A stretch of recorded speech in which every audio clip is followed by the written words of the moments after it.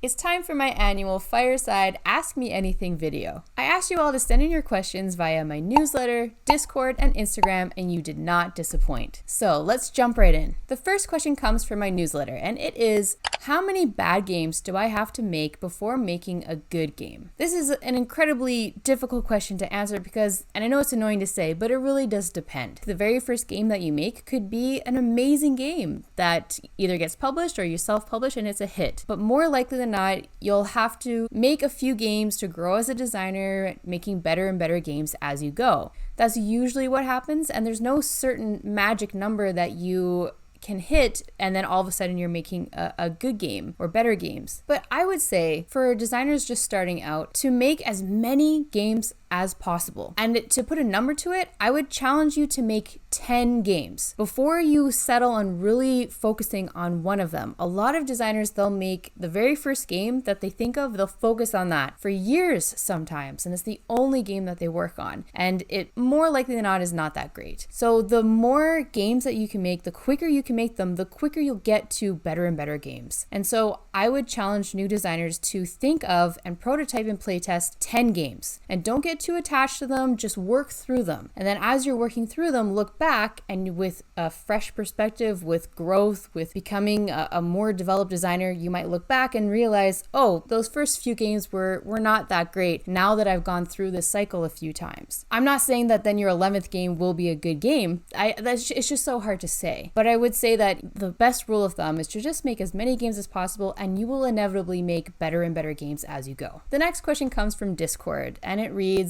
you've been able to successfully get a lot of party games published, but you also have a lot of other games you're working on or trying to pitch to publishers. What's your hopes in moving forward in the next year or 5 years? Do you typically follow the publisher's needs first and foremost, or hope to have designed and dabbled in a little bit of everything mechanics-wise?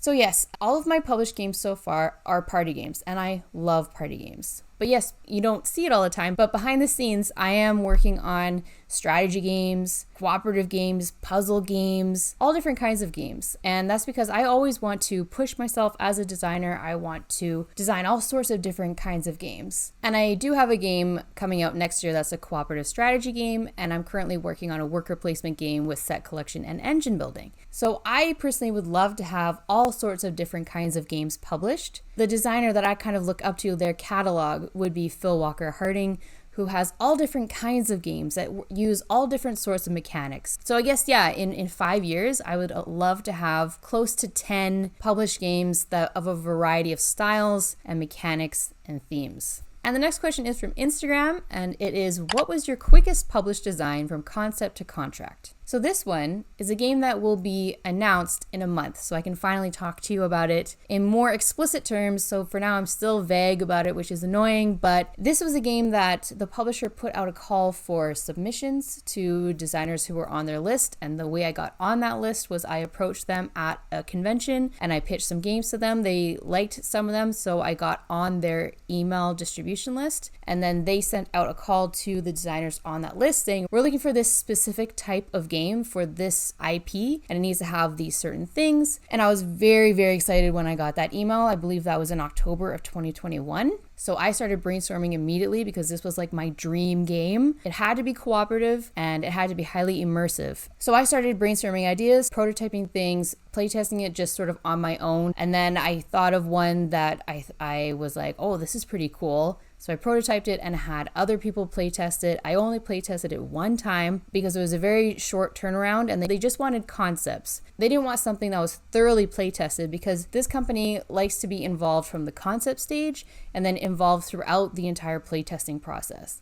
So I did playtest it once and I playtested it solo and I liked how it was coming together, and so I just sent it in and didn't have any expectations, but I was hoping that, maybe my idea would get picked, and it did get picked. And so that was, I believe it was in December that they told me that they chose my concept out of the games that they received. So the concept I had is somewhere in October or November 2021, and then they sent me the contract, I believe, in February of 2022. So that is just a few months between concept to contract. So that was definitely my quickest one. Another question from Instagram, and it is, what do you like most about living in Vancouver? The thing I love the most about Vancouver is that I can see the mountains and the ocean every day.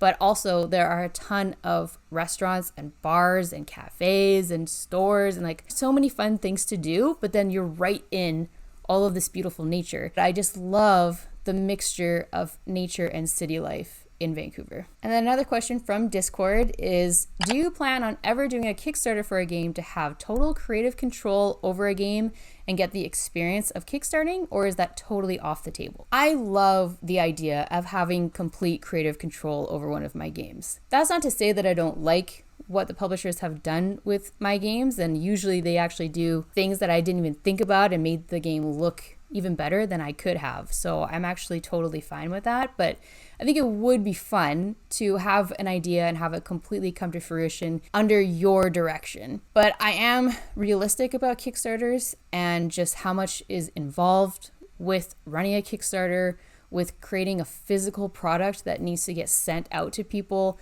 And if you mess up the rules, if you mess up the barcode, if you forget some legal things about the game, like testing it for choking hazards or not having the right iconography on the box, or miscalculating the weight, or there's just so many ways that you could potentially lose a lot of money with Kickstarters. So it is just not something that I am willing to risk. And that's just my personal opinion. I know that a lot of people have been very successful with Kickstarter and they know how to do it now, and they're a well-oiled machine. For me, it would be learning a whole nother full-time job, and I just can't take another one on. I mean, I would maybe partner with someone who knows how to do all that stuff, so then I can focus on designing the game, they can focus on running the Kickstarter. I mean, never say never, but for now it is a pretty solid no for me. But I am looking into self-publishing mobile video games. So I am actually currently working with someone who knows how to code, and I've come up with the game idea. So I'm doing the game design, the graphic design, the visual design, and they're working on the programming side of it, which is not my strength. I am learning and I want to learn that, but it's so much to learn to try to do it all yourself. So I'm partnering with a developer, and we're in the very beginning stages of it. But I have a goal. In the next 6 months, I want to get a game published on the App Store, because self-publishing a video game or a mobile game is far less financial risk, because if you make a mistake, you just update the code and then you release an update. And then you don't have to invest much money up front. You don't have to worry about inventory, you don't have to worry about distribution, shipping, all those things. So while having complete creative control over a physical board game, I'm not considering, but having complete creative control over a video game, I'm absolutely considering. Another question from Instagram is there a game that you changed your mind for the better on? First play you didn't like it, but tried again and really liked it.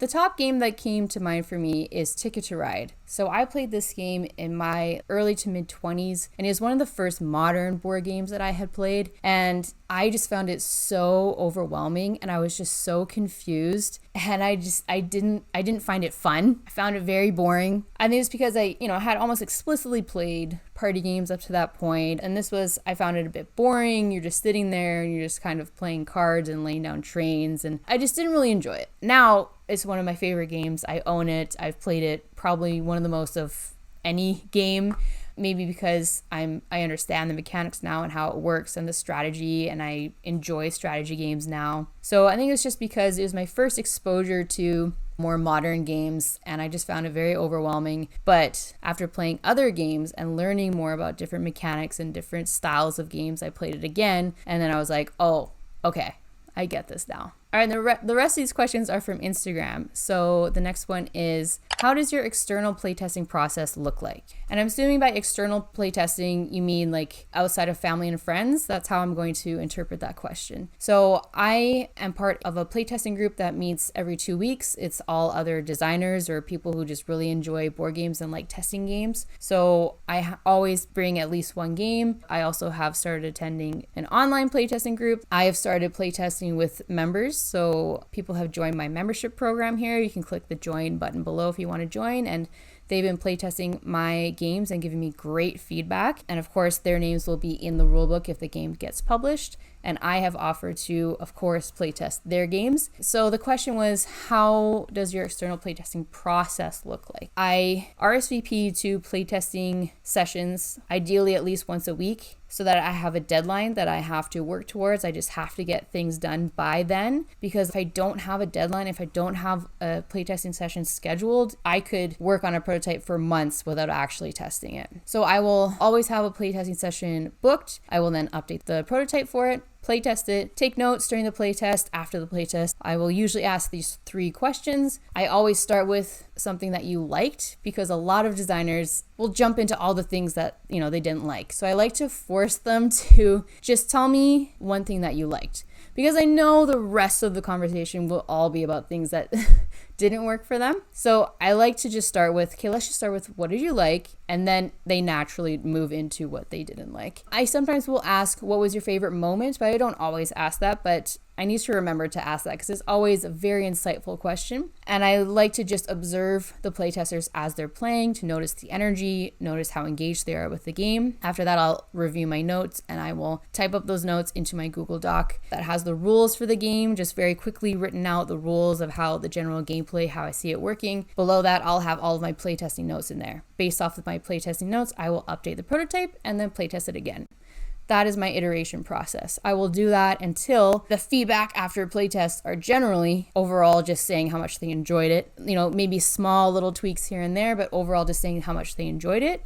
Then I know that I'm almost done the iteration process, and I can start pitching it to publishers. All right, the next question is, do you have a sneak peek of member events or videos for 2024? I think it'd be super fun to have in-person meetups with my members. So there's a pretty good chance I'll be at Gen Con next summer. One of my games should be releasing then. So it would be very cool to have like an in-person meetup with members, because we chat a lot over Discord or video chat. We play games on Friday nights and all these different things. So it would be fun to actually meet in person. Other ideas for member videos and things like that is, so I have a monthly stream with my members. One thing I would like to do is maybe go over sell sheets with them and maybe give feedback on their sell sheets. Obviously playtest their games, continue to have Q&As if they have any general questions, continue to have workshops on Tabletopia and how to create digital prototypes in Tabletopia. We've already had one workshop, but I'd like to have more because there's just so much to cover. But ideally, I really want to help members playtest their games, get feedback on their games, playtest each other's games, and help move their designs forward. That's ideally what I would like to help my members the most with. And the next question is, what do you miss most from your time in Toronto? The top 3 things I missed about Toronto: watching the Toronto Raptors basketball games, and then 2 specific restaurants. Mother India has these roti dishes where it's roti stuffed with matar paneer. That's my favorite. And there's only one restaurant in Vancouver that makes the same style of dish, and they have very limited hours. They don't do delivery. There's no dine-in.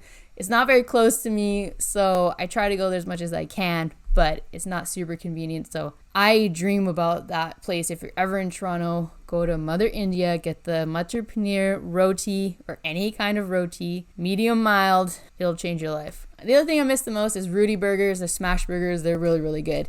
But I realized I should also say my friends. I miss my friends in Toronto. I miss you so much. I'm sorry I forgot you after the smash burgers and Indian food. So I miss my really good friends in Toronto. And are you planning to go to any conventions in 2024? Yes, so Gen Con is really high on my list. Of course, going to my local board game convention, Terminal City in Vancouver. I always go to my local convention. If anyone asks, like, what's the best board game convention I should go to, it's always your local one. So definitely my local convention in Gen Con. For now, that's all I have planned, but you never know. If Shucks happens again in Vancouver, which I think it should happen in September, I'll go to that. I might possibly go to PAX West down in Seattle, because that's really close to me as well, but we'll see.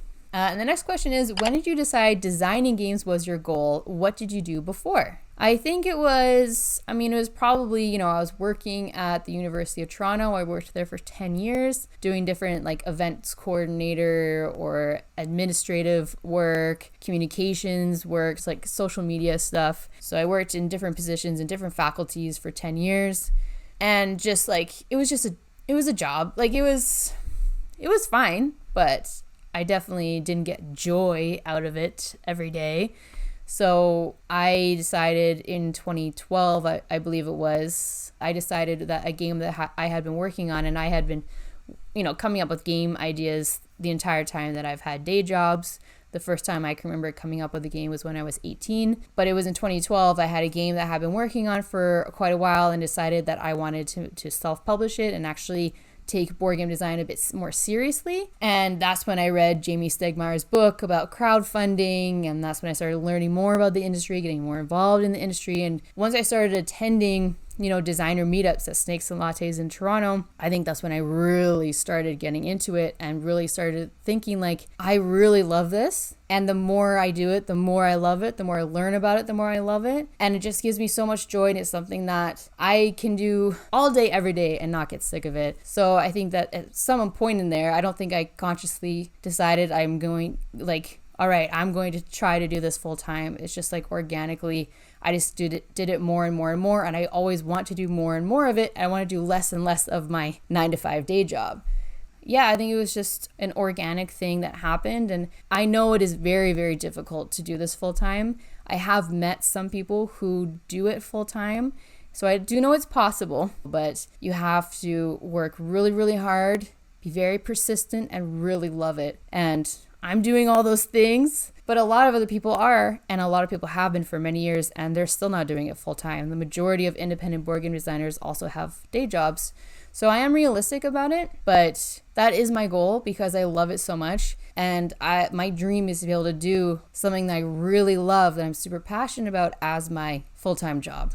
Well, I hope you enjoyed this video. If you did, I hope you consider liking and subscribing. You can also join my membership program by clicking the join button below. As I've mentioned, I have playtested my games with members who will get their names in the credits of the rulebook if the game gets published. We've had a workshop on how to create digital prototypes in Tabletopia, and I've chatted about a bunch of different things related to board game design in the members only channel of my Discord server. There are also a bunch of other perks, including getting shoutouts at the end of my videos like this. Thank you to my awesome members. Thank you so much for your support. I truly appreciate it. So thanks again for watching. Be sure to follow me on social media at Pam Walls Game Design, and I'll see you in the next video.